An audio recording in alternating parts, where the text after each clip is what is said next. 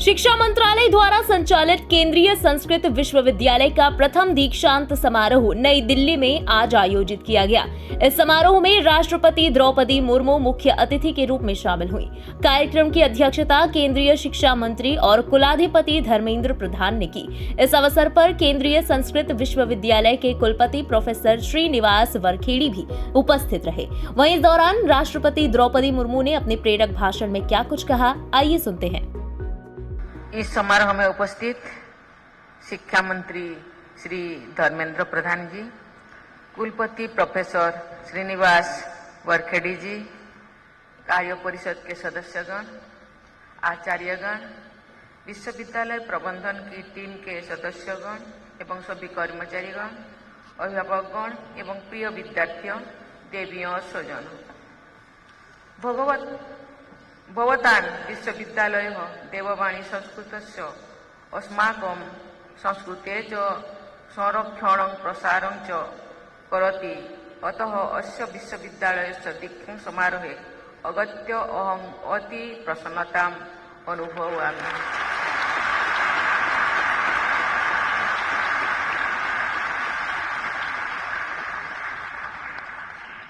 इस उच्च शिक्षण संस्थान की केंद्रीय संस्कृति विश्वविद्यालय का दर्जा मिलने के बाद आयोजित हो रही प्रथम दीक्षांत समारोह में भाग लेकर मुझे बहुत प्रसन्नता हो रही है। मैं आज उपाधि प्राप्त करने वाले सभी विद्यार्थियों को बहुत बहुत बधाई देती हूँ। पदक प्राप्त करने वाले विद्यार्थियों की मैं विशेष सराहना करती हूँ। मुझे बताया गया है कि इस विश्वविद्यालय के विद्यार्थी देश के विभिन्न क्षेत्रों तथा सामाजिक वर्गों से आते हैं। इस प्रकार यहाँ के विद्यार्थी समुदाय समावेशी भारत की झलक प्रस्तुत करता है। आज ऑनररी डिलीट से विभूषित किए गए विद्वानों को भी मैं बधाई देती हूँ। इन विद्वानों ने देशवाणी संस्कृत की लंबे समय तक सेवा और उपासना की है। इन विद्वजनों से प्रेरणा लेकर हमारे युवा विद्यार्थियों को भी निरंतर स्वाध्याय और सृजन के प्रति उन्मुख होना चाहिए। प्यारे विद्यार्थियों, भारतीय संस्कृति के प्रति गौरव की भावना हमारी राष्ट्रीय चेतना का आधार है। हमारे देश की समृद्ध संस्कृति का बोध होने पर सहज ही गौरव का भाव जागता है। हमारी संस्कृति की विरासत संस्कृत भाषा में संचित है, संरक्षित है। इसीलिए संस्कृत भाषा में उपलब्ध सांस्कृतिक चेतना का प्रसार करना राष्ट्र सेवा है। राष्ट्र सेवा के इस कार्य में निरंतर रहने के लिए मैं संस्कृत भाषा और उसमें उपलब्ध ज्ञान विज्ञान से जुड़े सभी आचार्यों, विद्यार्थियों और संस्कृत प्रेमियों की प्रशंसा करती हूँ।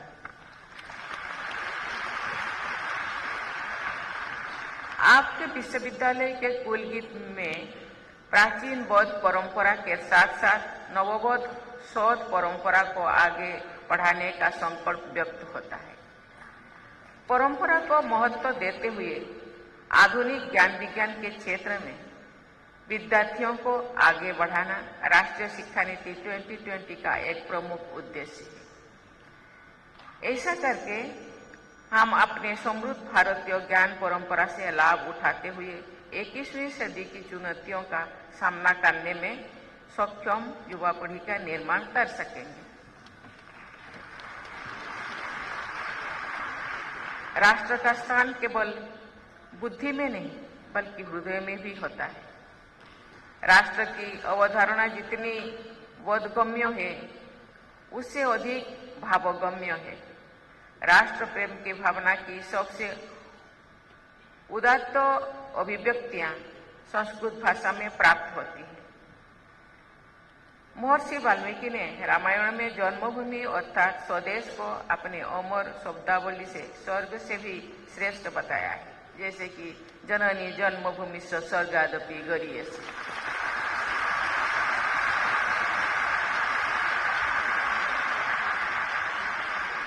ये कहा जा सकता है कि संस्कृत भाषा में रचित राम कथाएं भारतीय संस्कृति को आधारशिला है।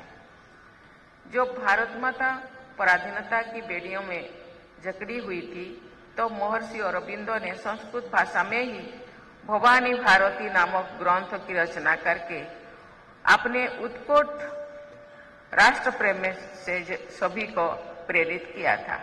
महर्षि अरबिंदो ये कामना करते हैं कि भारत भूमि की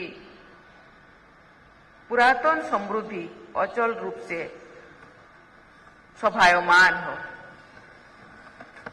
वेद, वेदांग, रामायण, महाभारत तथा ज्ञान विज्ञान के विभिन्न क्षेत्र के जुड़े अनगिनत संस्कृत ग्रंथों में भारतीयता के मूल विद्यमान है। भारत की लोक चेतना संस्कृत भाषा में स्पंदित होती है। इस भाषा ने हमारे विशाल भूखंड की विविधताओं को एकता के सूत्रों में पिरोता है। संस्कृत के शब्द भंडार से अनेक भारतीय भाषाओं को शक्ति मिली है और ये भाषाएं विभिन्न क्षेत्रों और राज्यों में फलती फूलती आगे बढ़ रही है। संस्कृत उन सभी भाषाओं की एकात्मता का आधार भी है और प्रमाण भी है। भाषा के विकास के लिए निर्देश देते हुए ये प्रावधान किया है कि भारत सरकार द्वारा हिंदी के शब्द भंडार के लिए मुख्यतः संस्कृत से शब्द ग्रहण किए जाए। इस प्रकार संस्कृत भाषा देववाणी तो है ही, ये एक प्रकार देशवाणी भी है। महात्मा गांधी ने संस्कृत भाषा का अध्ययन करने के लिए बहुत परिश्रम किया था और ये लोगों को संस्कृत पढ़ने के लिए प्रेरित भी करते थे। उन्होंने श्रीमद् भागवत गीता का गहन अध्ययन किया था। गांधी जी ने अनासक्त योग नामक गीता की टीका भी लिखी थी। गांधी जी ने कहा था कि हर राष्ट्रवादी को संस्कृत पढ़नी चाहिए।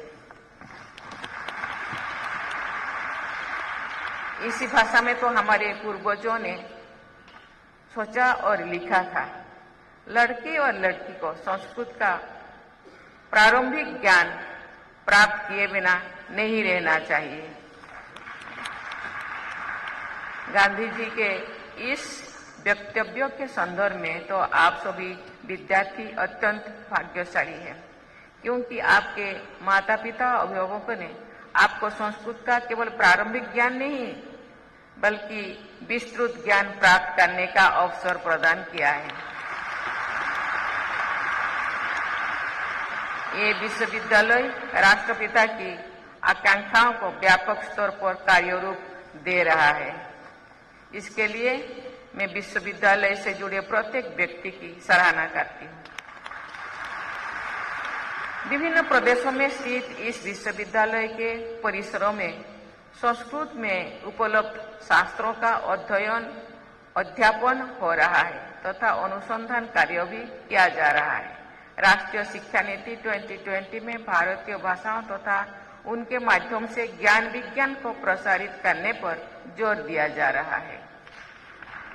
इसके लिए मैं शिक्षा मंत्री श्री धर्मेंद्र प्रधान जी और उनकी टीम के सभी सदस्यों को बहुत बहुत बधाई देती हूँ और सराहना करती हूँ। मुझे बताया गया है कि इस विश्वविद्यालय के परिसरों में आदिवासी वनवासी समुदायों के अनेक विद्यार्थियों को शिक्षा प्रदान की जा रही है। जिस भाषा में गार्गी, मैत्री, ओपाला और लोपामुद्रा जैसे महिला विभूतियों ने ज्ञान का अमर अवदान दिया है, उसके अध्यापन में महिलाओं की भागीदारी अधिक से अधिक होनी ही चाहिए। मुझे ये देखकर बहुत प्रसन्नता हो रही है कि आज स्वर्ण पदक प्राप्त करने वाले विद्यार्थियों में छात्राओं की संख्या लगभग समान है। ये प्रसन्नता की बात है कि आज उपाधि प्राप्त करने वाले विद्यार्थियों में लगभग 47% संख्या छात्राओं की है।